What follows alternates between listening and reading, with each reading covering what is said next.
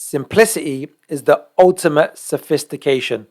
That's a great quote from Leonardo da Vinci. And when it comes to trading the markets, it is simple but not easy. And on this channel, we focus on simplifying the complicated so you can identify the trend and trade that trend.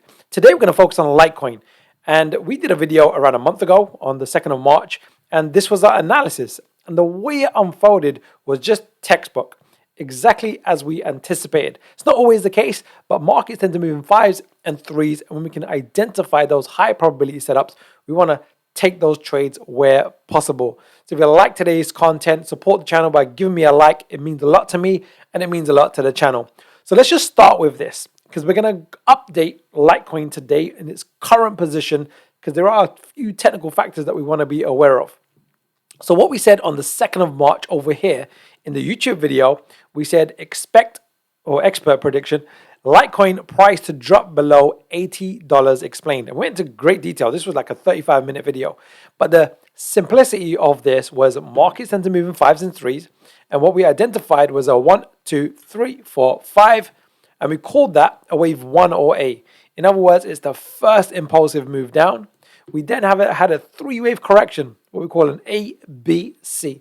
Now, we wouldn't know if it's going to do certain things. What we would know is that it's very highly probable that this low is going to get exceeded and that the low that we're expecting is something called a 1.618 Fibonacci extension. And what happened with Litecoin, it did a nice extension to the downside. I highly encourage you to watch the video on the 2nd of March because we broke down pattern price and time and momentum. However, there's a few new things that have happened with Litecoin that we're going to dive into today that we want to be on high alert for and what's likely to occur over the coming days and coming weeks as well. So let's now just dive into Litecoin's live chart and let's go into a bit of detail.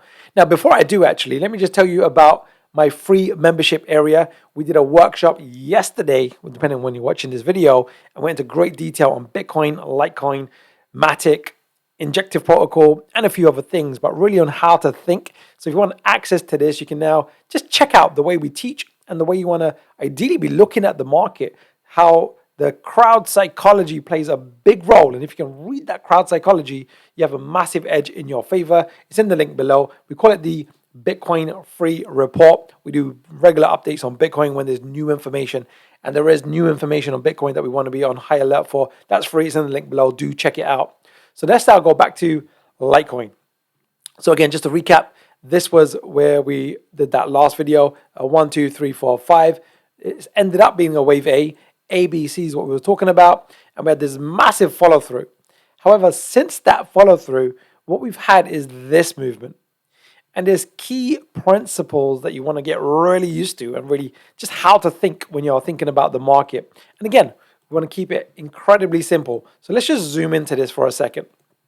And what I want to do is I'm actually going to take the data back. Let's go back to this point over here. And this is going to be really helpful for us to know how we should be thinking about the market. In fact, let's just hide this data over here.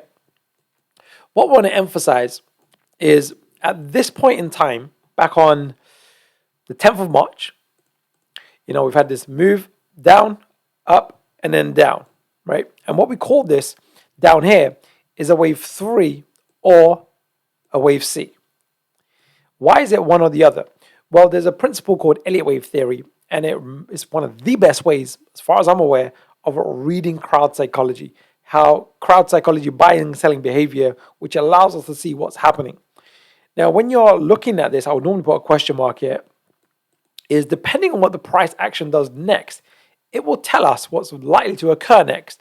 So the thing that would void this being a wave 3 is if the price overlaps into this closing range. It's called the closing range of this particular move to the downside. And what did Litecoin do? Well, if we just unfold the data, we can see at this point here,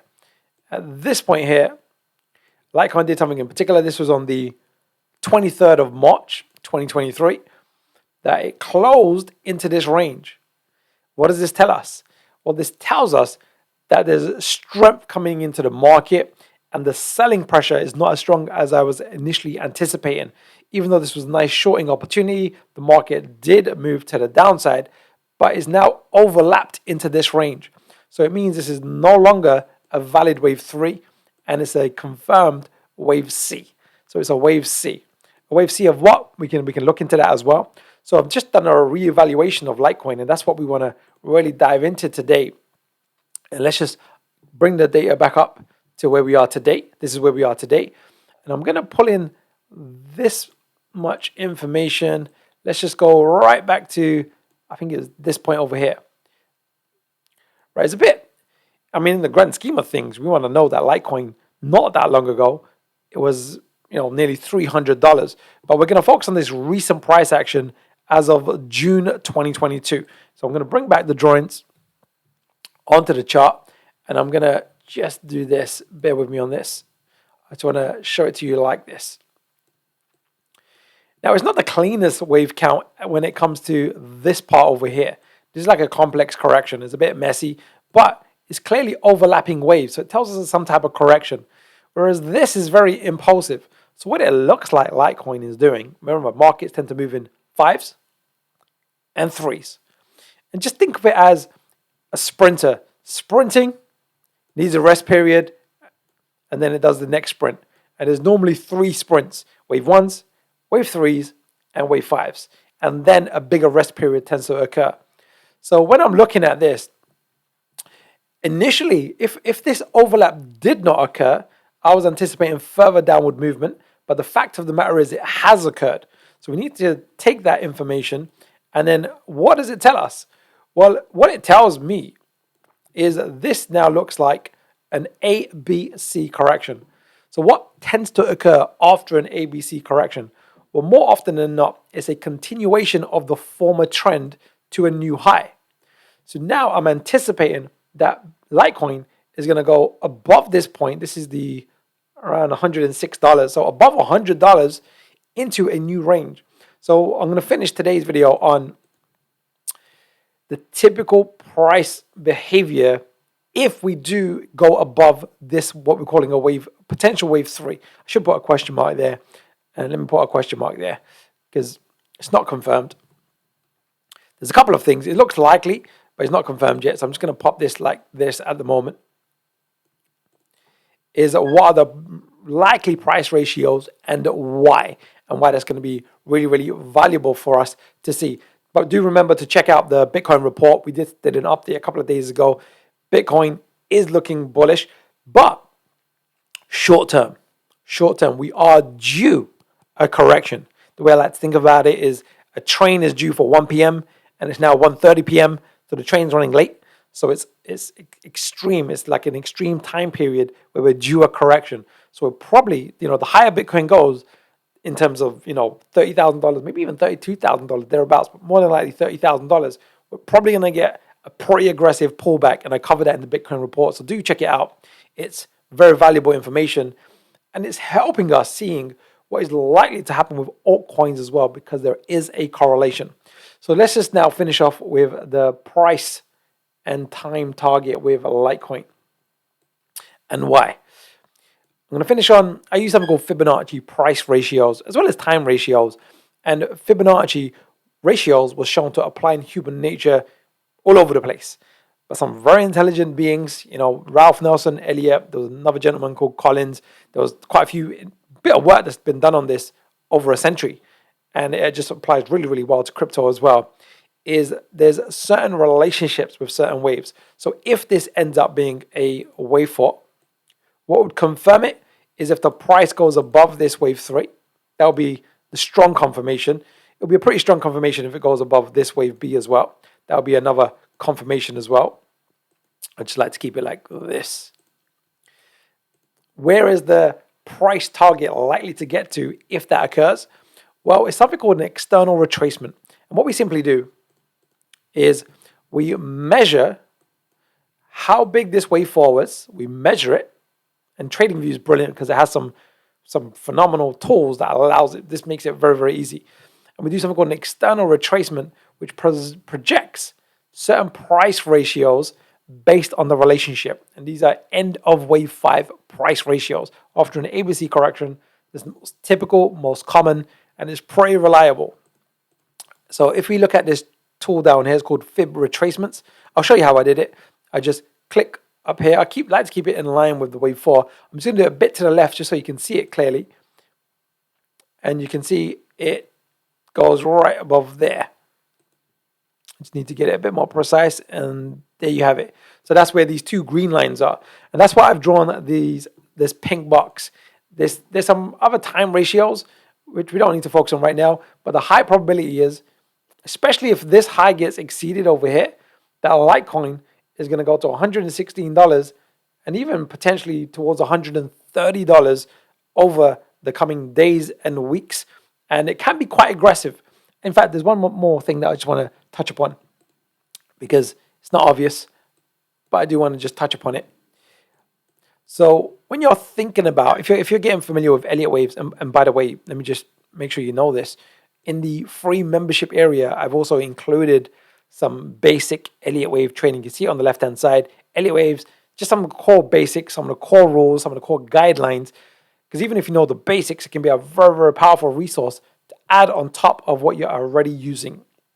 I really lean on this because I found it to be incredibly powerful. Having traded for over 15 years, it's one of the best tools that I've ever come across.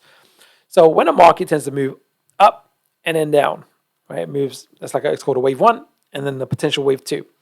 And then you have a wave 3. Now a wave 3 typically breaks down into 5 waves. So this to me looks like, let me just change the color so it's a bit easier to see. The first move of the wave 3, hence I've labeled it as a wave 1 of wave 3. This potentially looks like a wave 2 of wave 3. So the next move, if we get a break above this high, is potentially going to be a wave 3 of wave 3. Now wave 3s of wave 3s are the most aggressive, most profit producing waves out of all waves. A wave 3 of wave 3, because wave 3s generally are most impulsive, but if you got a wave 3 of a wave 3, then all of a sudden, that's a really beautiful wave to be trading. Doesn't mean it's going to occur. It's just highly probable. So I've got a long order in at the moment with Litecoin. And by the way, we were shorting this the other week. But as soon as the price overlapped and it did a few other things, we're like, okay, it's not looking like it's going to follow through to the downside. In fact, the momentum has reversed and is looking like we're going to get higher highs in terms of at least the next couple of weeks or so.